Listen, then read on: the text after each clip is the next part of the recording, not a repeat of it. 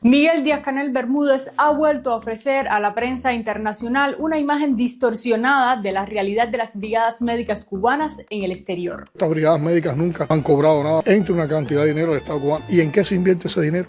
Es para enriquecer a nadie, se invierte en el sistema de salud y van de manera voluntaria, van por convicción, no van obligados. Se les paga todo el salario en Cuba a sus familias. En una entrevista que concedió a 4 periodistas españoles que visitaron Cuba para participar en el coloquio Patria y que son aliados de la propaganda cubana, Díaz-Canel no solo omitió datos relevantes de la salud en Cuba, sino que echó mano de un discurso que romantiza las dificultades y se enfoca en supuestos valores. En cerca de 2 horas de conversación, los españoles hicieron pocas preguntas, ninguna incómoda, y se limitaron a asentir ante las respuestas del gobernante. Aunque trataron otros temas, los escasos 10 minutos que el presidente cubano dedicó a las brigadas médicas cubanas en el exterior merecen un análisis. Quédate y te cuento, porque sus afirmaciones fueron, cuando menos, engañosas. Antes de continuar, queremos agradecer a todos estos miembros de nuestra comunidad de YouTube, porque ellos y otros muchos seguidores hacen posible videos como estos. Porfa, suscríbete, comparte y apóyanos para que nuestro periodismo alcance a más personas.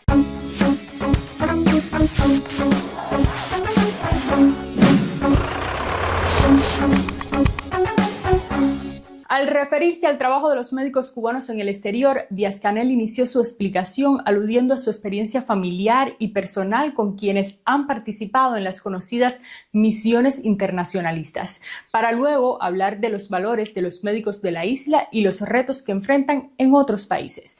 Pero en particular, 4 aseveraciones suyas merecen atención. Díaz-Canel dijo que Cuba muchas veces no ha cobrado por este servicio. Las misiones son voluntarias, las familias de los médicos en Cuba reciben todo el salario y el Estado cubano cobra para invertir en el sistema de salud. De la quinta observación, también imprecisa y engañosa, te comento si llegas al final de este video.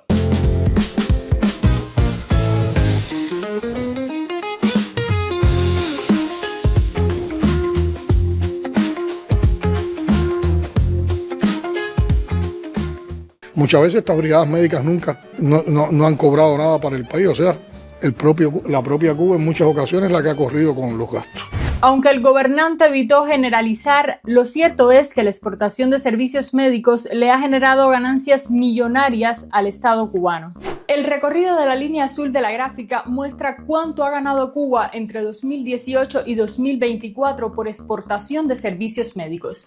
Esta política generó en 2022 más de $5.000 millones y al cierre de 2024 se convirtió en el rubro de exportación más rentable.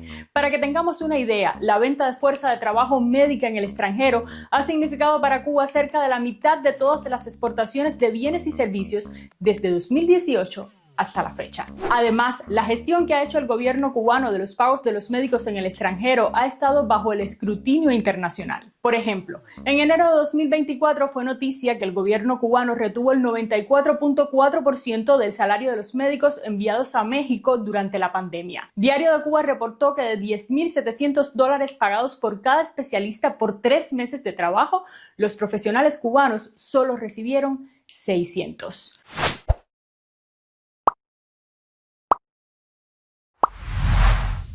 Por otro lado, una investigación de la periodista Agnareya Grimal sobre el negocio de la solidaridad de Cuba con Angola reveló que según los 30.131 colaboradores cubanos contratados que se pudieron contabilizar de 2012 a 2023 a partir de cifras oficiales, cálculos conservadores arrojaron que Antex, la empresa que representa al gobierno cubano en el país africano, había recibido de Angola cerca de $1.808 millones para el pago de salarios a los profesionales cubanos, pero a las manos de los colaboradores llegó mucho menos. Ya Antex se queda solamente por ser el intermediario entre Angola y el médico o el ingeniero o el maestro.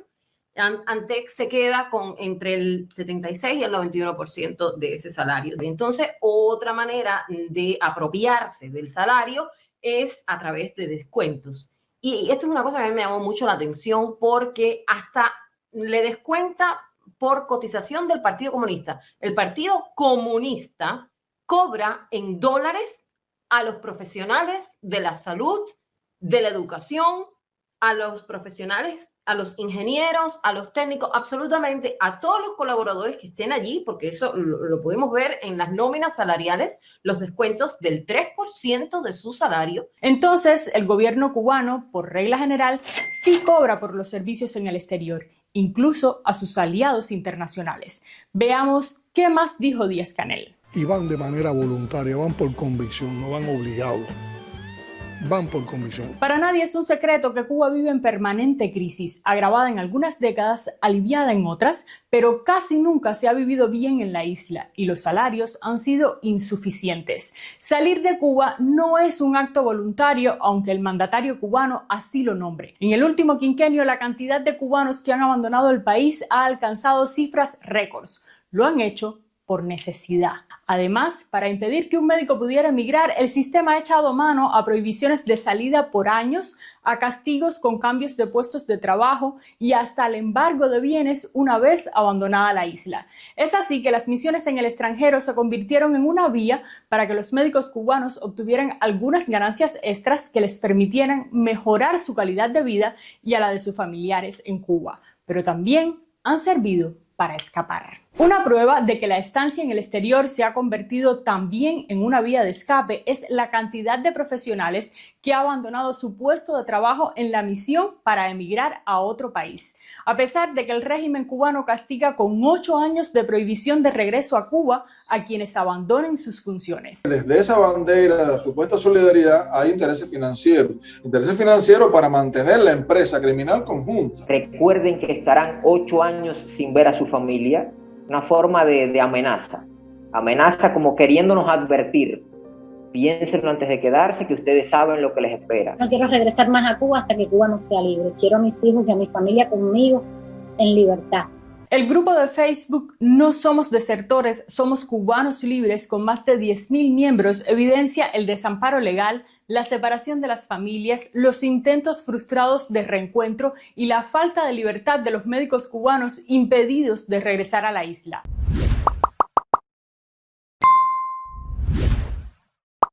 Además, el reglamento disciplinario para los trabajadores civiles cubanos que prestan servicios en el exterior como colaboradores dicta deberes como la obligatoriedad de acatar las disposiciones de los jefes e incluso de informar al jefe inmediato superior de sus relaciones amorosas con nacionales o extranjeros, residentes o no en el país donde presta colaboración. El problema está en que aquí lo más duro de todo es el control de la vida cotidiana. Y es que en un supuesto ambiente de libertad, usted sabe desde el primer momento que usted no es libre. Y el hecho de que usted decida hacer esto, sabiendo que eso te va a pasar, es una demostración de cómo se vive en Cuba y las necesidades del pueblo cubano. Es decir, muchas de estas personas se sorprenderán con algunos de esos detalles cuando llegan a las misiones. Otras personas saben que eso va a ser terrible y de todas maneras tienen que hacerlo o lo hacen.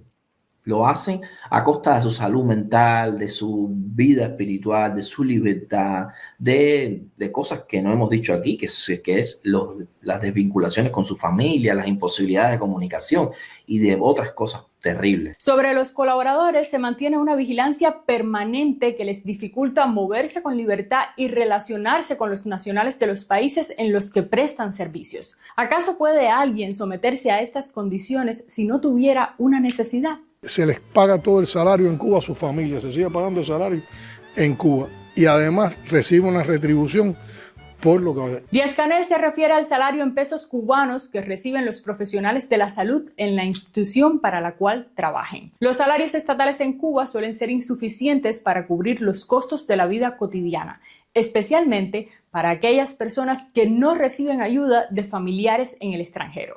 A inicios de 2024, el régimen de La Habana anunció la subida de salarios para el sector de la salud, sobre todo por guardias nocturnas y de fines de semana, por antigüedad, por laborar en servicios especializados o de riesgo y por asumir mayores cargas de trabajo ante la falta de personal. Pero este supuesto alivio monetario fue considerado como una burla por muchos.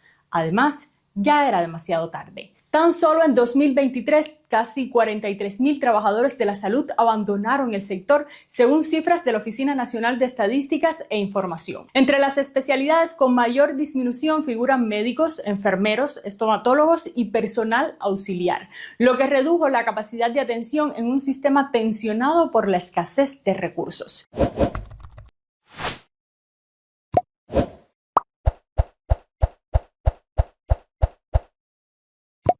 Por otro lado, el exiguo salario que reciben los familiares de los médicos en Cuba contrasta con lo que paga el país receptor de los profesionales por los servicios médicos cubanos. La investigación Misión de Cuba en Angola demostró que de $5.000 que pagaba Angola a Antex al mes por un colaborador cubano, este recibía, después de varios descuentos, $477. De ese gran, digamos, mecanismo extractivo donde radica la mayor cantidad de tajada, es decir, desde donde el gobierno de Cuba le lleva la mayor cantidad de tajada a todo este negocio es a través del salario, ya sea a través de la apropiación de gran parte del salario entre el 76 y el 91% del salario de los trabajadores, como a través de del embargo de ese salario. ¿Y a qué llamamos embargo? Bueno, pues sencillamente al hecho de que le penalizan en dólares las indisciplinas laborales, le quitan del salario hasta el 80%. Por supuesto, entra también como parte de los convenios de cooperación, como se hace en cualquier lugar del mundo, entra una cantidad de dinero al Estado cubano. ¿Y en qué se invierte ese dinero? Es para enriquecer a nadie, se invierte en el sistema de salud. Y muchas veces cuando hemos estado en situaciones de crisis, no hemos podido ni ponérselo al sistema de salud, lo hemos tenido que coger para pagar barcos de combustible o para pagar barcos de alimentos que hemos tenido retenidos en nuestros puertos. Ni salud ni electricidad. Las imágenes de la vida cotidiana en Cuba que circulan en redes sociales desmienten la afirmación de Díaz-Canel. La calidad deficiente de las instalaciones hospitalarias se ha extendido a todo el país.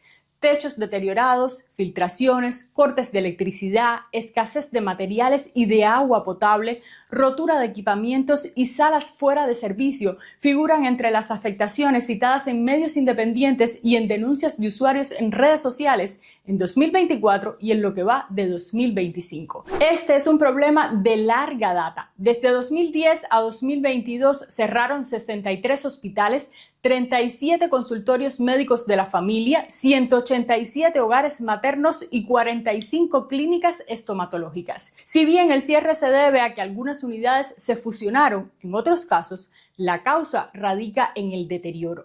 El mal estado y la baja disponibilidad de las ambulancias afecta también la atención de emergencias. Al respecto, el ministro de Salud, José Ángel Portal Miranda, comentó que en 2023 el sistema apenas cubría el 39.6% de la demanda. Hay deficiencias todavía en la organización de los servicios, así como en la conducción de procesos clave en la atención primaria y secundaria. Eso genera insatisfacción. Dificultades en la calidad de la prestación de los servicios e instituciones. Lo que, como lógico, el desabastecimiento conlleva a que a veces tengamos que estar constantemente reordenando las actividades, pero no siempre en el desabastecimiento que hemos tenido que enfrentar y que seguiremos enfrentando está la causa de la insatisfacción de la población. Las inversiones que el Estado cubano destinó a salud pública es otro de los factores a tener en cuenta al evaluar la calidad de los servicios y la infraestructura. Según la ONEI, en 2024 el país destinó más de 1.977 millones de pesos al sector, casi un 10.4% más que en 2023. No obstante, el monto asignado a la salud y la asistencia social representa apenas el 2% del total de dinero dirigido a las inversiones. La matemática es sencilla. Si el 50% de los ingresos en divisa por exportación de Cuba provienen de la venta de servicios médicos en el exterior, ¿cómo la salud recibe solo un 2% de toda la inversión nacional? Por último, Díaz-Canel se refirió a la postura del gobierno de Estados Unidos hacia las brigadas médicas cubanas. ¿Qué es lo que le molesta al gobierno de los Estados Unidos con las brigadas médicas? Les molesta el ejemplo. Cuando Estados Unidos llega a un país e interviene con fuerzas militares y Cuba hace lo contrario, Cuba va con un ejército de batas blancas. Independientemente de lo que valora el mandatario cubano sobre Estados Unidos, Cuba también ha enviado fuerzas militares a otras naciones y ha participado en conflictos bélicos. La historia de la Revolución cubana carga varias insurrecciones armadas, entrenamientos y apoyos a movimientos insurgentes en la región, como documentó en este video la colega Marlady Muñoz. Pero Díaz-Canel llevó su argumento a otro nivel y dijo: ¿cuál es la táctica? Ir a la calumnia, ir a la mentira, acusar de que es trata de personas, que es explotación de trabajo. El gobierno de Estados Unidos no es el único que ha calificado las misiones médicas cubanas en el exterior como formas de esclavitud moderna, y Díaz-Canel lo sabe. En una carta fechada 6 de noviembre de 2019, las relatoras especiales de la ONU, Urmila Bula y María Gracia, se dirigieron al gobierno de Cuba para llamar la atención sobre las condiciones de trabajo y de vida de médicos cubanos de misión en el exterior, con mención a maestros, ingenieros o artistas sometidos a circunstancias similares. Las relatoras calificaron el desempeño de los profesionales cubanos como trabajo forzoso, según indicadores de la Organización Internacional de Trabajo, y por tanto como una forma contemporánea de esclavitud. La investigadora cubana María Huerlao, junto a su equipo de Archivo Cuba, ha documentado durante años lo que consideran un negocio de trata disfrazado de humanitarismo. Yo no tengo duda de que esto es tráfico de personas por una serie de arbitrariedades que comienzan desde lo que ya expliqué, una fuerza laboral cautiva que no tiene otra opción, pero que además es castigada, que es obligada a seguir los designios del Estado y que entonces se contrata temporalmente al exterior en condiciones de esclavitud moderna. En apenas 10 minutos, Díaz-Canel desinformó, mintió y ocultó información relevante sobre las brigadas médicas cubanas y el sistema de salud. Sus argumentos carecieron de contundencia y rozaron una vez más lo manido. Su discurso sigue sin conectar con las necesidades de la población cubana y se aleja peligrosamente de la realidad social. Gracias por llegar hasta aquí. Ayúdanos a conectar con más personas. Comparte, comenta, valora hacer alguna donación o sumarte a nuestra membresía para que podamos seguir haciendo más videos como estos. Nos vemos por ahí.